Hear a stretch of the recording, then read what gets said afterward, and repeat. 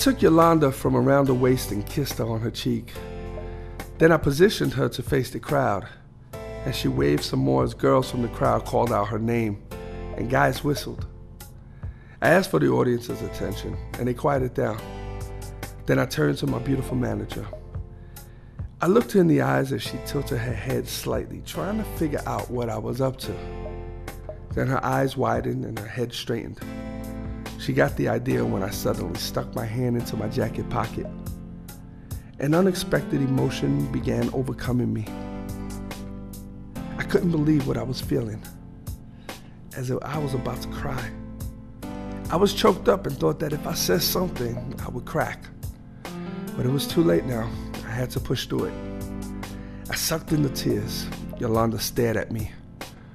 Her eyes too began to water and the muscles in her face pulled it into a smile. Her gorgeous whites illuminated her face like an angel. For the first time ever, life seemed perfect.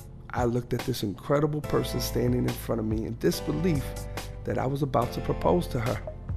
My eyes quickly glanced to the side toward the audience, and there was Santos, standing below at the foot of the stage.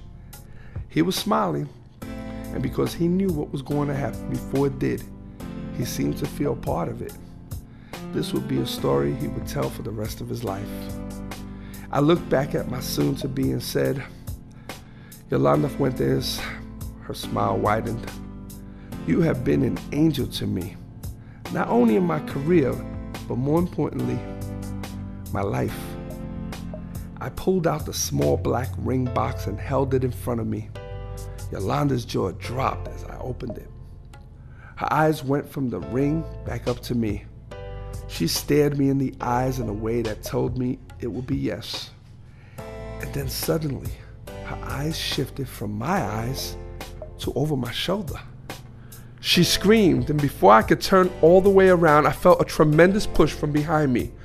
The ring box flew from my hand. I managed to keep my balance, remaining on my feet when a second hit knocked me down. My arms were held behind me, making it impossible to shield my face from the oncoming floor. All went black.